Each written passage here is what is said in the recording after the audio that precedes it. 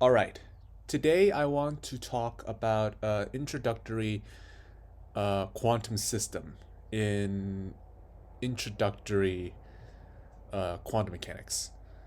And that is the particle trapped in a one-dimensional box. So when I say box, it's not exactly a physical box like a cardboard one. Um, More often than not, it's confined in a volume or a shape of a box, and that confinement is related to energy barriers. Um, you'll see what I'm talking about. So, to get this started, consider this graph over here. Okay, so this graph will represent the particles um, potential energy as a function of position.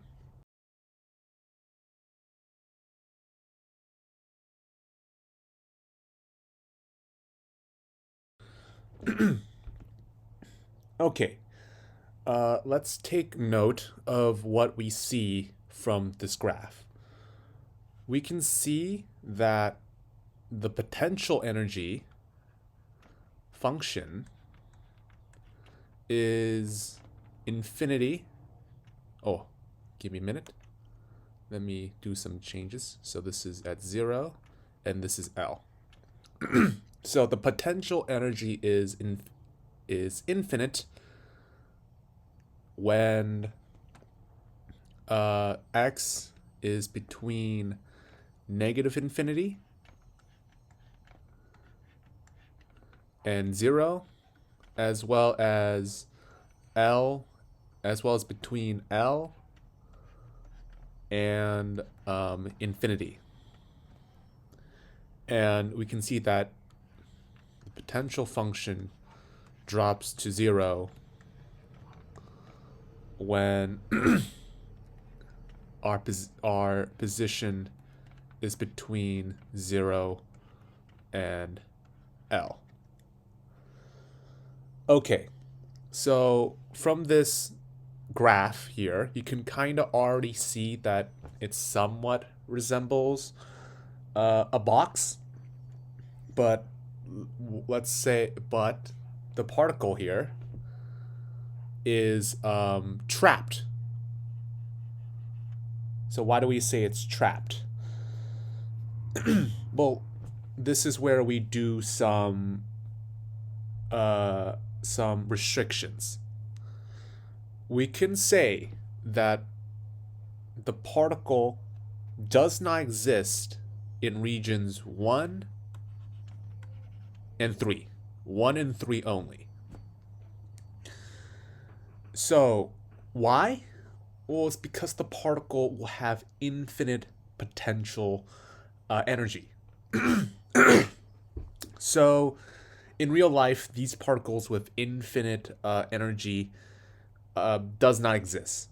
Like, for instance, can you really think of a way where a particle may possess this amount of energy? It's not really possible. A classical analog to this would be something like this, where you have a hill, or not, or like a slope, and here is h equals 0. You're trying to roll the ball up to the point where its gravitational potential energy is infinite. So if you want the energy here to be infinite, well, then according to this equation, assuming that the mass and the gravitation is constant, you will have to push it to an infinite height. So there is obviously something wrong with this. Like, imagine the amount of energy you will need to push this ball to achieve an infinite height, where you get infinite amount of gravitational potential energy. You will basically have to impart on it an infinite amount of work, which is not possible. The same can be said right here. You can't get this thing out of its little hole over here, because the process in which to do so is quite literally impossible. Okay, so our final conclusion is that the particle does not exist in 1 and 3 because the process to these regions or the process to get to these regions are impossible.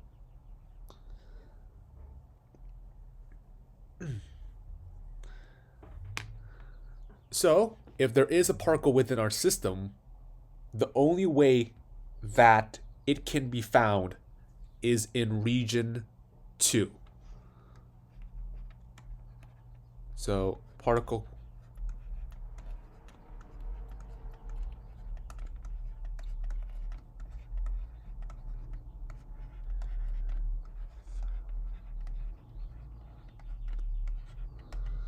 okay.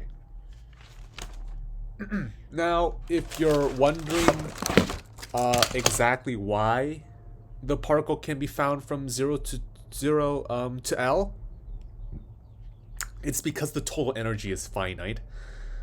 Remember, we remember that the total energy is simply E equals the potential energy plus the kinetic energy. For region 2, this thing is 0. This thing is, the potential energy is 0. So the only contribution to the total energy is kinetic. And kinetic energy is finite. You can't move the particle infinitely fast.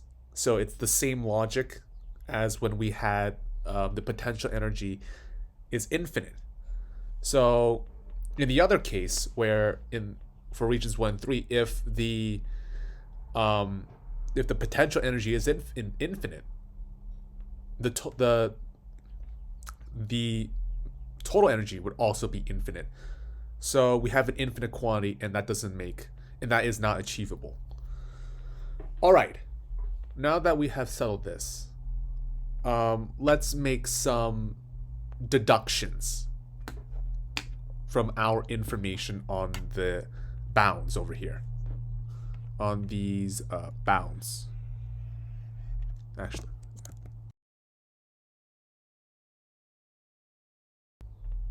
First things first. We can say that the probability density of finding a particle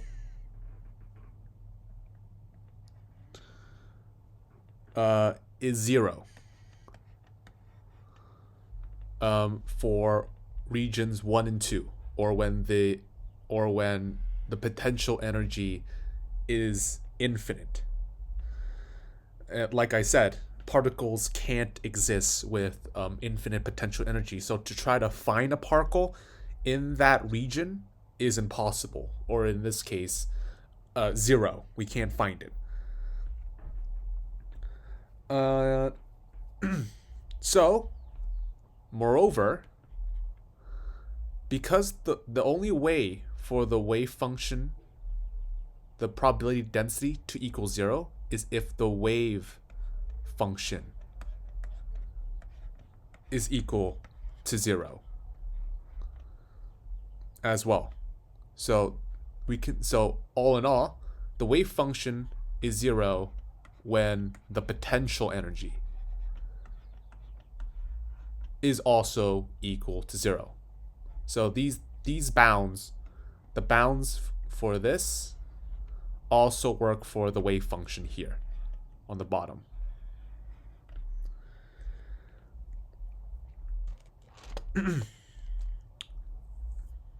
All right, so let's look at the bounds specifically. We can see that now that we have this information, we can find our boundary conditions. So we can see that phi of 0 is equal to the u. Oh, sorry. We can say that the potential energy at 0 is equal to the potential energy at L, which is infinite. This leads us to the conclusion that phi is equal to 0, that phi at 0 and phi at L is equal to 0 as well. So this right here is, this right here is what we call our boundary conditions. So this is very important as it'll allow us to find a solution to or it will allow us to find a specific a particular solution to a general equation. And that will be, and this will be the end of the video. I will show you I will make a part 2 of this where I go over the math and the derivations. And what I want, so this video right here will purely be a conceptual background for you to understand the particle trapped in a one-dimensional box.